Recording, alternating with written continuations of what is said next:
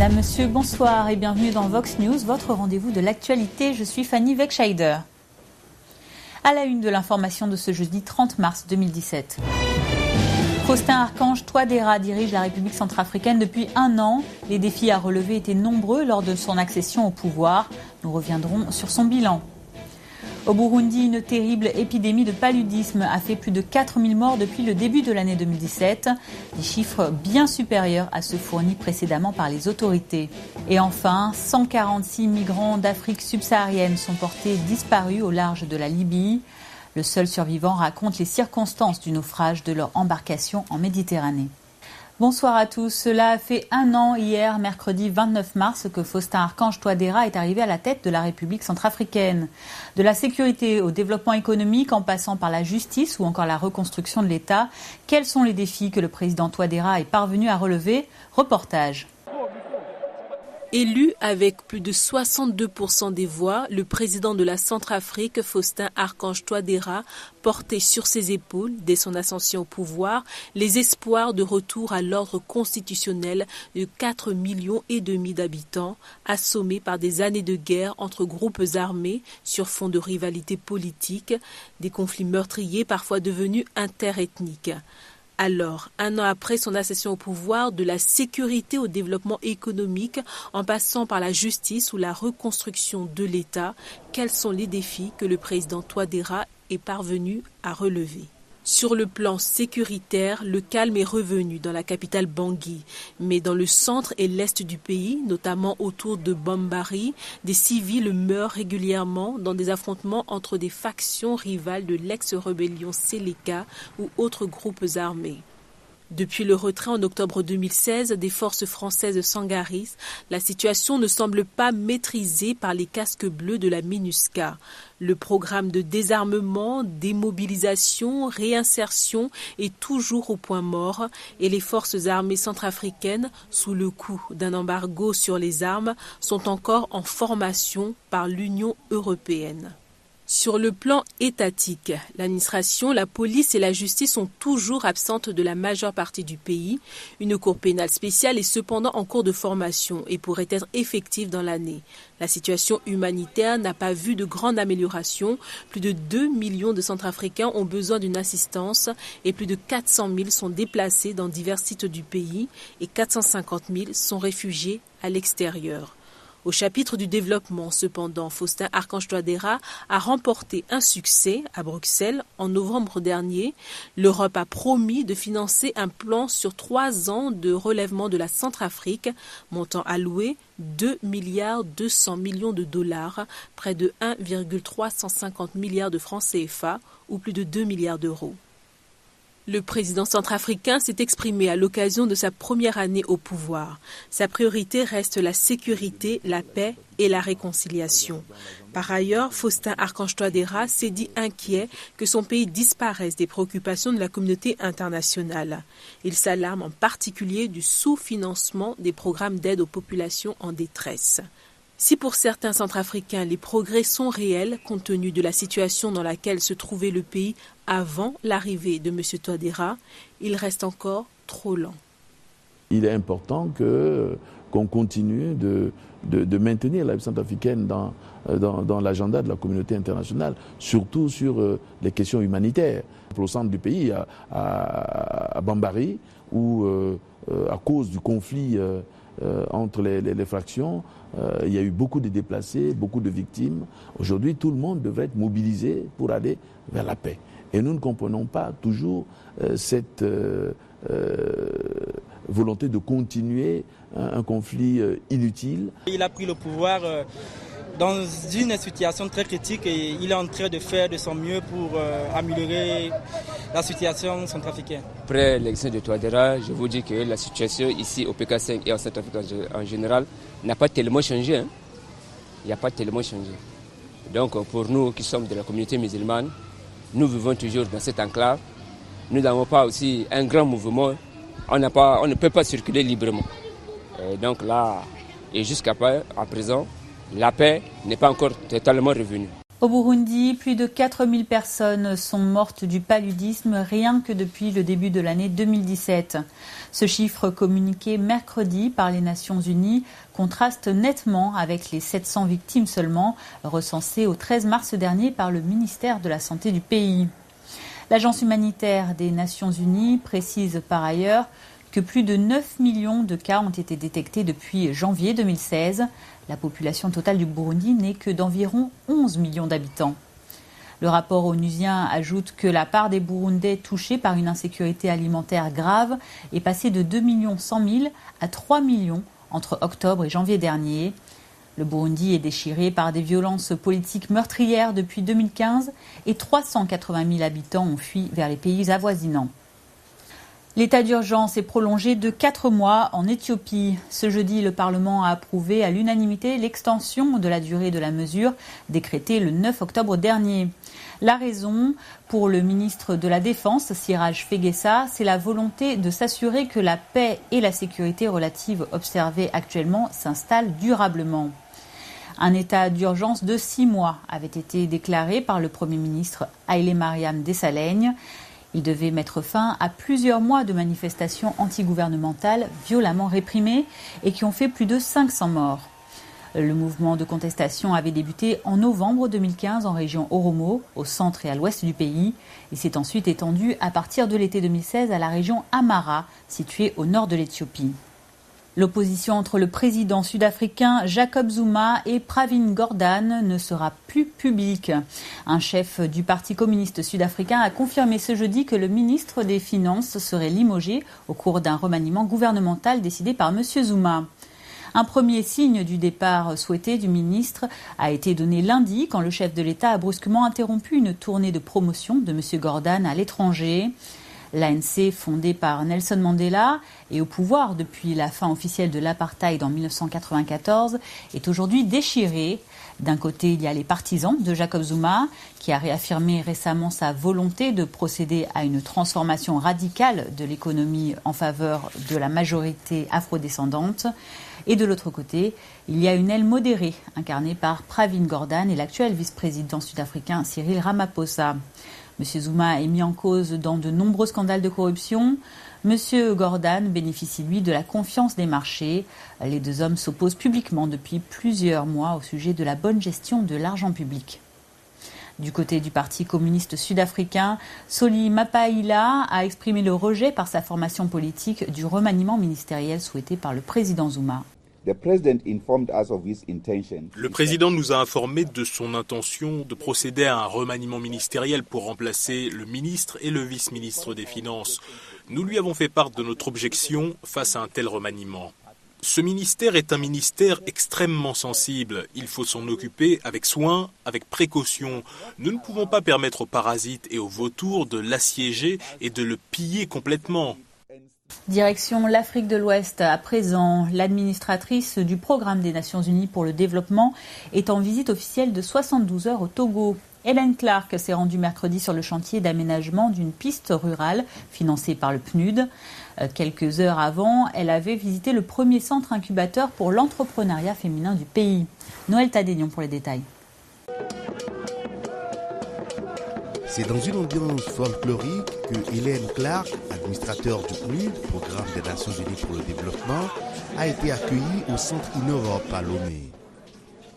C'est le centre incubateur pour l'entrepreneuriat féminin au Togo.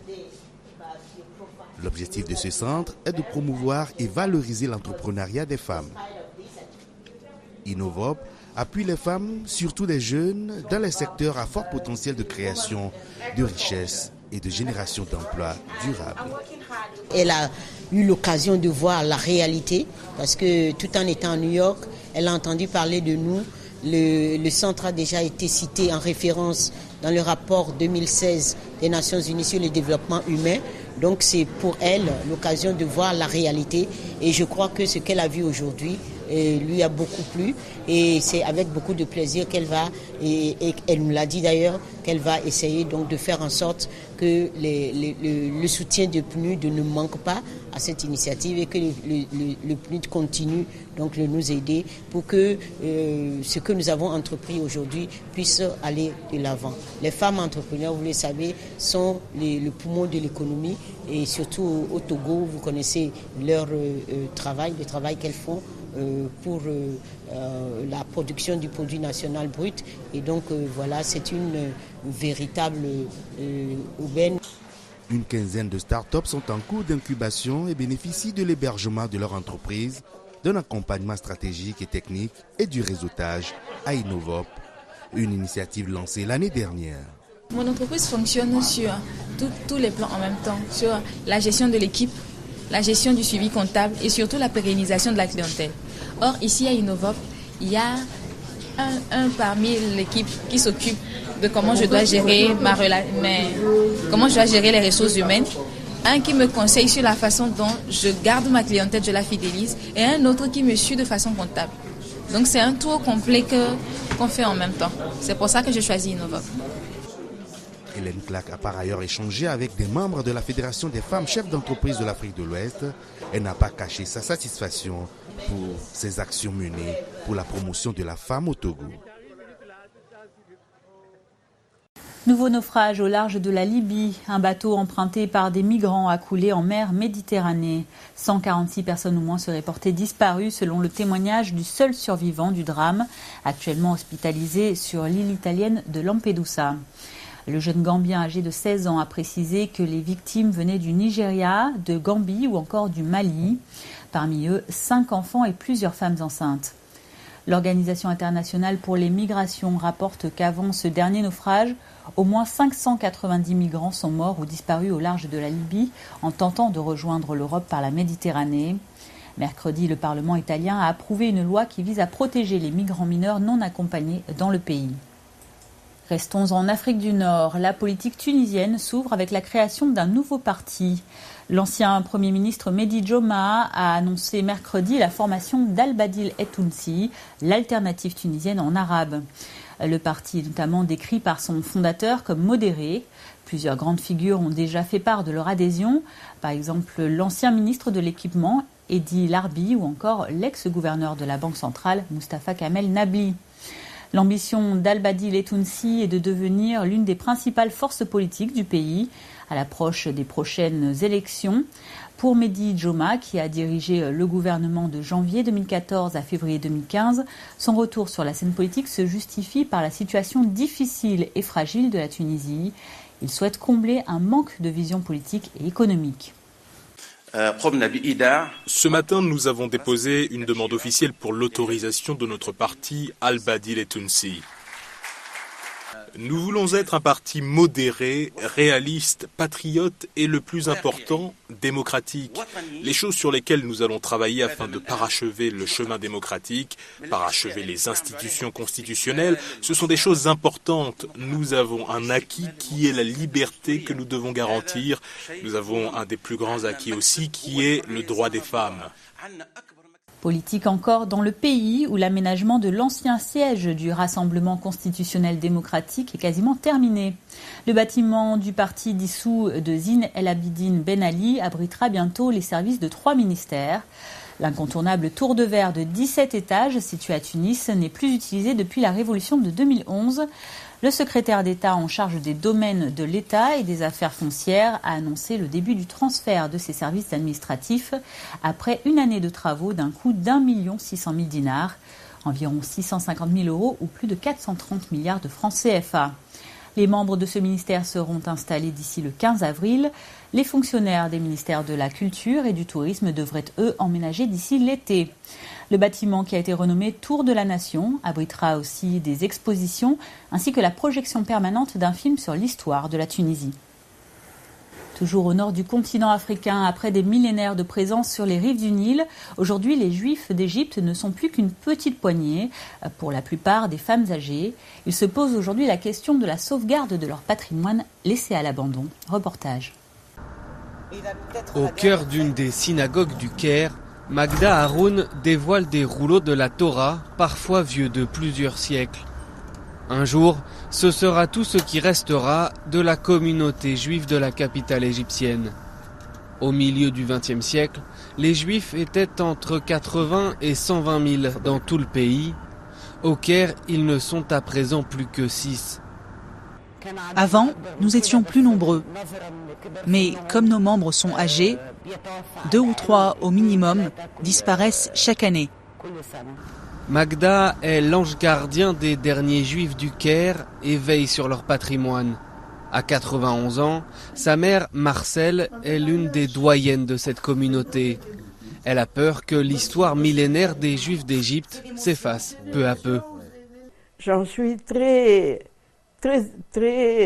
affectée et triste. Mais je ne peux rien faire. C'est trop tard. Beaucoup de synagogues en Égypte ont aujourd'hui besoin de restauration. Depuis 2016, pour la première fois, un comité a été créé pour répertorier le patrimoine juif. D'après le gouvernement, il est traité de la même façon que les autres richesses culturelles. Les antiquités islamiques, chrétiennes et juives sont des antiquités provenant de la civilisation égyptienne, et donc elles reçoivent toutes le même respect et ont la même importance. La création de l'État d'Israël et la succession de conflits israélo-arabes ont favorisé la fuite ou l'exil forcé des Juifs d'Égypte. Amir Ramsès a réalisé l'un des seuls documentaires sur cette communauté, et pour lui la perception qu'ont les Égyptiens des Juifs de leur pays reste mitigée. Beaucoup de gens continuent de confondre le mot juif et le mot israélien à cause de cette animosité politique. Mais peu à peu, cette situation change. Peu à peu, les gens arrivent à faire la différence entre celui qui est juif et celui qui appartient à un État avec lequel il y a un combat politique. Il n'y a pas eu d'acte antisémite récent, mais les derniers Juifs d'Égypte préfèrent rester discrets pour protéger encore un peu leur présence sur les bords du Nil. C'est un signe d'espoir pour la protection des éléphants d'Afrique.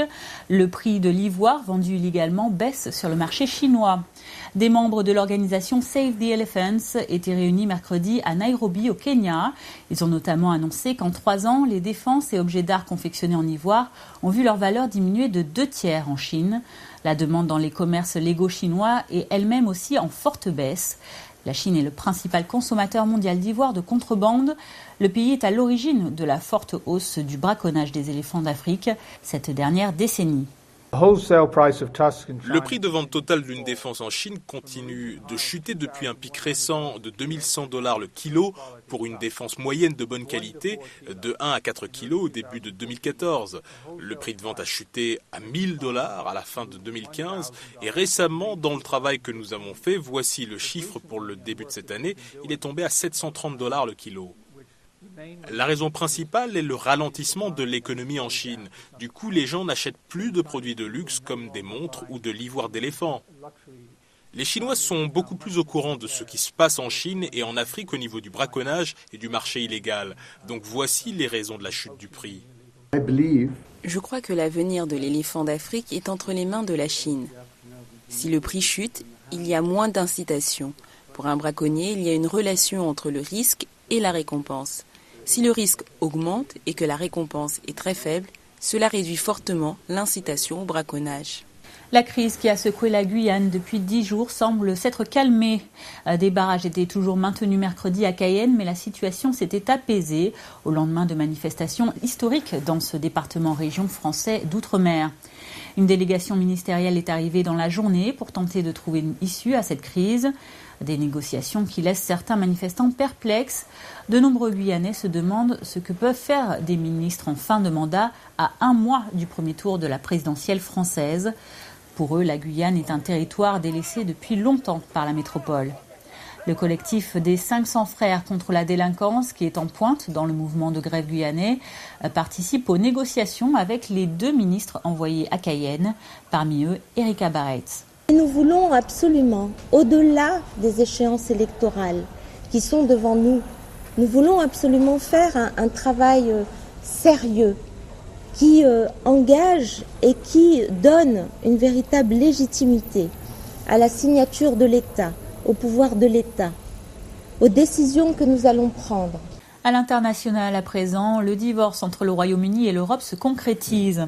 La lettre de notification de déclenchement du fameux article 50 a été remise mercredi au président du Conseil européen, Donald Tusk. Pour le ministre britannique du Brexit, David Davis, qui s'est exprimé au Parlement, la loi de grande abrogation est censée assurer un retrait en douceur et ordonné du Royaume de l'Europe. Les démarches du Brexit peuvent donc être lancées avec des négociations sur de nombreux points qui pourraient prendre au moins 2 ans. Mais dans la lettre de rupture adressée par Theresa May, des négociations sont soumises à la poursuite de la coopération en matière de sécurité. Une clause que d'aucuns interprètent comme un chantage camouflé au sujet de la coopération qui existe entre le Royaume-Uni et l'Europe en matière de sécurité et d'échange de renseignements. 2 ans n'est probablement pas suffisant pour négocier un accord. Donc ce dont nous aurons peut-être besoin, ce sont les 2 ans de l'article 50, puis une transition qui nous donne le temps, entre l'article 50 et la signature d'un accord commercial, d'avoir un peu plus de marge pour le faire. Et ensuite, nous aurons peut-être besoin d'une phase de mise en œuvre. La politique de l'argent sera la première chose sur l'agenda parce que la facture du Brexit sera la première chose qui sera négociée et les politiques ont du mal à parler d'argent. Idem pour l'Union européenne. Donc je vois une potentielle pierre d'achoppement assez rapidement dans les négociations lorsqu'il s'agira de parler de la facture du Brexit. La situation des ressortissants de l'Union européenne au Royaume-Uni ne sera pas vraiment traitée par la grande abrogation, mais d'autres projets de loi qui seront proposés en même temps. Il y aura un projet de loi séparé sur l'immigration et il est probable que ce sera cette loi qui établira les droits des citoyens de l'UE qui sont déjà au Royaume-Uni. Retour en Afrique avec un mot de littérature à présent. Au Cameroun, la cérémonie de dédicace de l'ouvrage « La démocratie africaine reste mal partie, rectifions le tir » s'est tenue hier mercredi à Yaoundé, en présence de son auteur, le docteur Olivier Billier. En présence de nombreux autres participants et sympathisants de l'Union pour la fraternité et la prospérité, son parti politique, c'était l'occasion de proposer une refondation de la démocratie africaine. Les détails avec Steve Gabangena et Fabrice Amvama.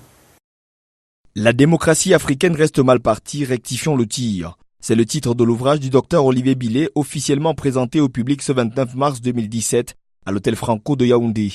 Un ouvrage qui met en lumière les travers caractéristiques du modèle démocratique africain, dont l'auteur souligne les biais et les vices. J'ai fait le constat que la démocratie, en Afrique en général et au Cameroun en particulier, est travaillée par le phénomène des replis identitaires. C'est-à-dire qu'au lieu de se déployer selon la logique démocratique connue dans les démocraties avancées, qui veut que les citoyens s'engagent dans des organisations politiques ou adhèrent à des formations politiques par affinité idéologique ou doctrinale, eh bien, c'est plutôt la dimension tribale, l'appartenance tribale qui va parfois, si vous voulez, justifier l'intérêt que les uns et les autres pourront manifester à tel ou tel autre acteur ou telle autre formation politique. Il n'est pas simplement question de faire ce constat alarmant et cinglant sur la démocratie africaine. Il s'agit aussi pour l'auteur d'envisager un leadership nouveau et visionnaire comme condition décisive d'une refondation sérieuse de la démocratie africaine. J'ai voulu, si vous voulez, provoquer une sorte d'électrochoc salutaire dans l'esprit général des Africains et des Camerounais, parce que, évidemment, chez nous, quand la catastrophe n'est pas là, nous ne réagissons pas. Il est évident que, dans le livre, je fais des propositions extrêmement concrètes qui procèdent d'un certain nombre de déterminants sur lesquels, si vous le voulez, je pourrais peut-être revenir. L'organisation des États généraux de la démocratie dans nos pays me paraît être quelque chose d'absolument essentiel. La démocratie africaine reste mal partie, un titre qui en suggère un autre, le célèbre « L'Afrique noire est mal partie » de René Dumont, nourrit la même ambition, rectifier le tir et modifier la trajectoire démocratique africaine afin que s'ouvre alors une autre ère et un autre destin pour le continent. Dans un premier temps, il constate qu'il est difficile de promouvoir la culture politique basée sur la discussion d'idées. Dans un deuxième temps, il constate que si on a institué la démocratie comme système politique, il n'en demeure pas moins que le fonctionnement réel du pouvoir reste marqué par ses origines coloniales qui sont liées à des pratiques autoritaires. Le troisième temps renvoie à l'influence généralement négative qu'ont des lobbies extérieurs sur la pratique de la démocratie en Afrique. Au final, l'auteur revient à un regard plus positif en pensant que la démocratie peut mieux être orientée à partir d'une éthique politique qui est basée sur l'importance de la spiritualité et également sur le panafricanisme. La démocratie africaine reste mal partie, rectifions le tir, du docteur Olivier Billet, ouvrage de plus de 120 pages, nouvellement paru chez l'Harmattan. C'est la fin de ce journal. Avant de nous quitter, voici le rappel des principaux titres développés ce soir. Faustin-Archange Touadéra dirige la République centrafricaine depuis 1 an. Les défis à relever étaient nombreux lors de son accession au pouvoir. Nous sommes revenus sur son bilan. Au Burundi, une terrible épidémie de paludisme a fait plus de 4000 morts depuis le début de l'année 2017. Des chiffres bien supérieurs à ceux fournis précédemment par les autorités. Et enfin, 146 migrants d'Afrique subsaharienne sont portés disparus au large de la Libye. Le seul survivant racontait les circonstances du naufrage de leur embarcation en mer Méditerranée. C'est la fin de cette édition. Merci à vous de l'avoir suivi. Rendez-vous vendredi pour un nouveau Vox News. Bonne suite de programmes sur votre chaîne panafricaine.